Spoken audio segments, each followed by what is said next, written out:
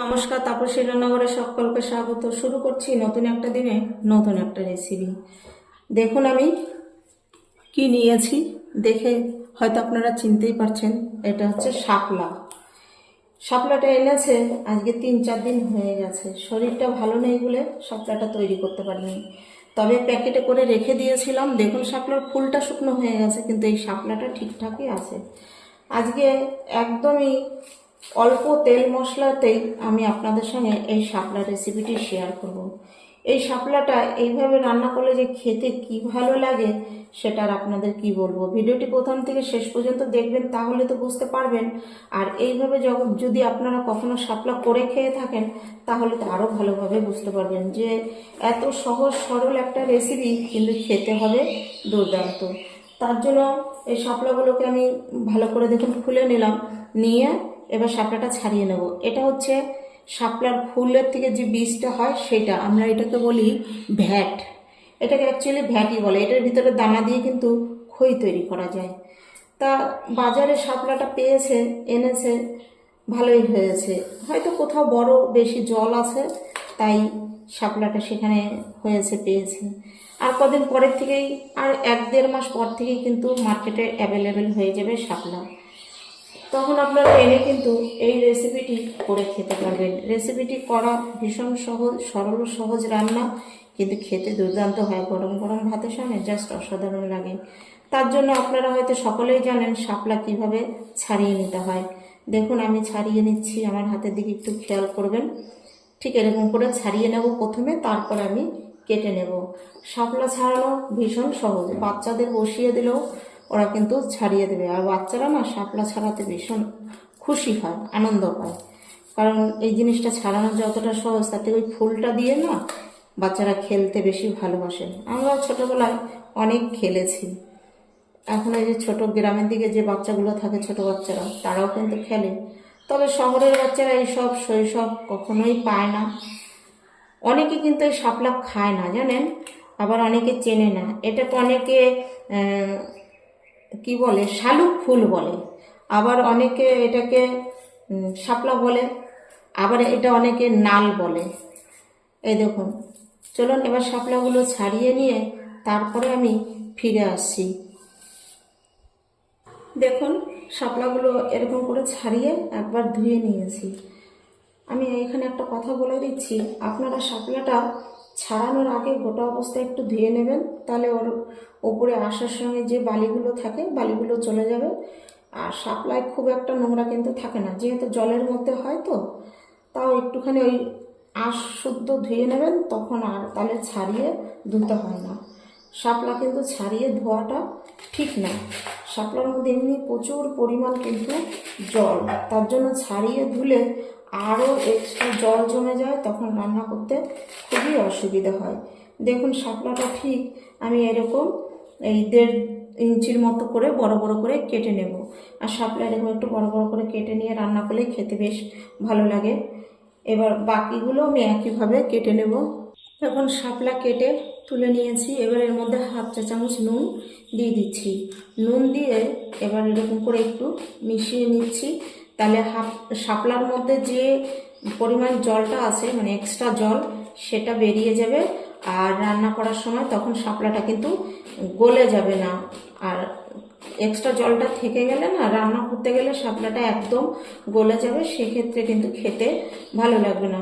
ভিডিওটি বন্ধুরা প্রথম থেকে শেষ পর্যন্ত দেখবেন, তাহলে বুঝতে পারবেন যে আমি কিভাবে এই শাপলা রেসিপিটি তৈরি করলাম।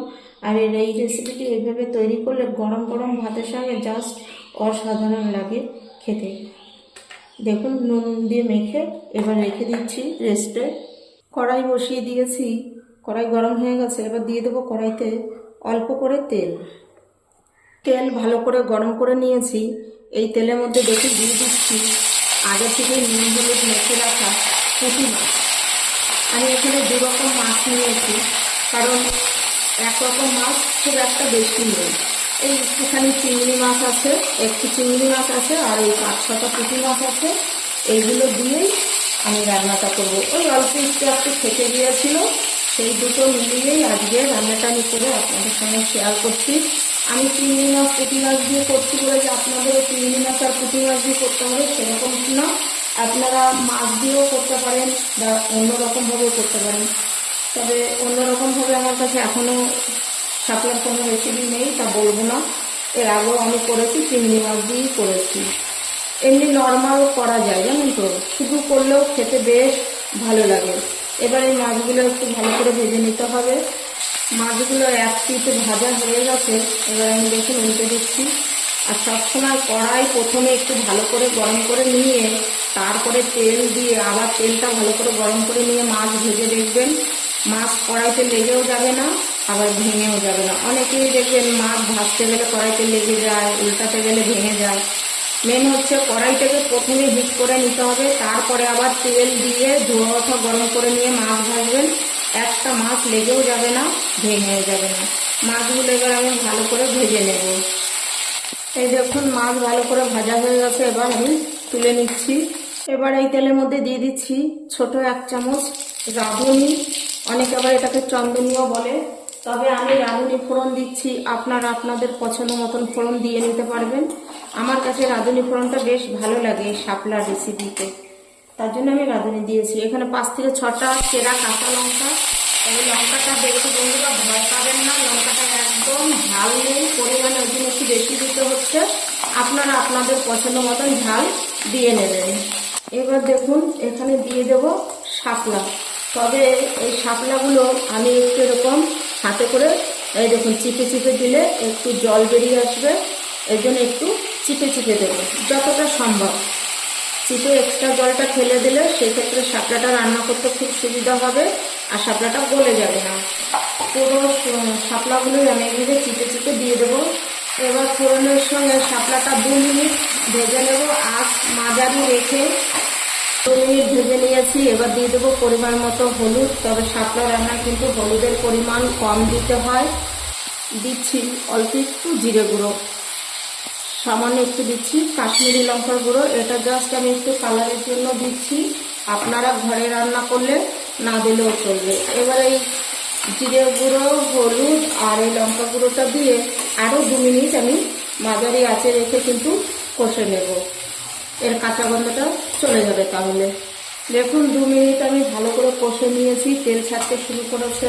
এবার এখানে দিয়ে দেবো পরিমাণ মতো জল। এই রান্নায় কিন্তু খুব বেশি জল দেয়া যাবে না। এই দেখুন ঠিক এই পরিমাণ জল দিয়েছি, দিয়ে রান্নাটা কিন্তু মাঝারি আছে আমি করে নেব। এবার এখানে দিয়ে দেব ভেজে রাখা মাছ।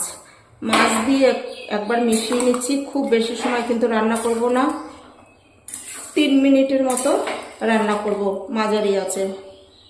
সামান্য একটু চিনি দিচ্ছি, যেহেতু একটু মানে জলসে সবজি, তার জন্য 1/2 চা চামচের থেকে একটু কম চিনি দিয়েছি। আর আপনারা যদি একদমই অপছন্দ করেন তাহলে চিনিটা বাদ দিয়েও করতে পারবেন, কোনো ব্যাপার নেই। এতক্ষণ রান্নায় কিন্তু আমি নুন দেইনি, এবার দেখে নিয়েছি। দেখে নিয়ে এবার নুন দেখুন অল্প করে দিয়ে দিচ্ছি, কারণ নুন দিয়ে যেহেতু শাপলাটা মাখা ছিল ওই জন্য এতক্ষণ নুন দেইনি। এখন নুনের প্রয়োজন হওয়াতে দিয়ে দিয়েছি, দিয়ে একবার নেড়ে দিয়েছি। এই দেখুন 3 মিনিট আমি রান্না করে নিয়েছি, আমার রান্না কিন্তু হয়ে গেছে। ঠিক এইরকম একটু ঝোল রাখছি। এবার এখানে আমি আরও একটা উপকরণ মিশিয়ে দিচ্ছি, এটার জন্য একটু খেতে আরও টেস্ট ভালো হবে। 1 চা চামচ ভাজা জিরের গুঁড়ো, এটার মধ্যে আছে তেজপাতা আর জিরে শুকনো খোলায় ভেজে গুঁড়ো করে নেওয়া। আশা করছি আমার আজকের এই রেসিপি আপনাদের কাছে ভালো লাগবে। রেসিপিটি যদি ভালো লাগে একটা লাইক কমেন্ট করবেন। আপনাদের একটা লাইক একটা কমেন্ট আমাকে নতুন নতুন ভিডিও করতে উৎসাহ দেয়। আর রেসিপিটি যদি আপনাদের কাছে খুবই ভালো লেগে থাকে তাহলে বেশি বেশি শেয়ার করবেন। নতুন বন্ধুদের কাছে একান্ত অনুরোধ, আমার চ্যানেলটি সাবস্ক্রাইব করে আমার পাশে থাকুন আর পাশে থাকা বেল আইকনটি প্রেস করে নোটিফিকেশনটি অন রাখুন। যখনই এরকম নিত্য নতুন রেসিপি আপলোড করবেন পৌঁছে যাবে সবার আগে আপনাদের কাছে। আর যারা বন্ধু হয়ে আমার পাশে থাকবেন আমিও আপনাদের পাশে একইভাবে থেকে যাব। দেখুন মশলাটা দিয়ে ভালো করে মিশিয়ে নিয়েছি, অন্তত এই ভাজা মশলাটা দেওয়ার অবশ্যই চেষ্টা করবেন। এবার এটা আমি নামিয়ে নেব। দেখুন নামিয়ে নিয়েছি, হয়ে গেল। তাহলে ঘরে থাকা টুকিটাকি মাছ দিয়ে শাপলার একটা রেসিপিটি বানানো যতটাই সহজ কিন্তু খেতে হয় তার থেকে দুর্দান্ত। গরম ভাতে আপনাদের আর কিচ্ছু দরকার হবে না এরকম একটা রেসিপি থাকলে। এই রেসিপিটি দিয়েই কিন্তু আপনাদের খাওয়া হয়ে যাবে। অন্তত একদিন বা একবার করে খেয়ে দেখবেন, তারপরে আমাকে কমেন্ট করে জানাবেন। রেসিপিটি ভালো লাগলে লাইক কমেন্ট শেয়ার করে আমার পাশে থাকুন।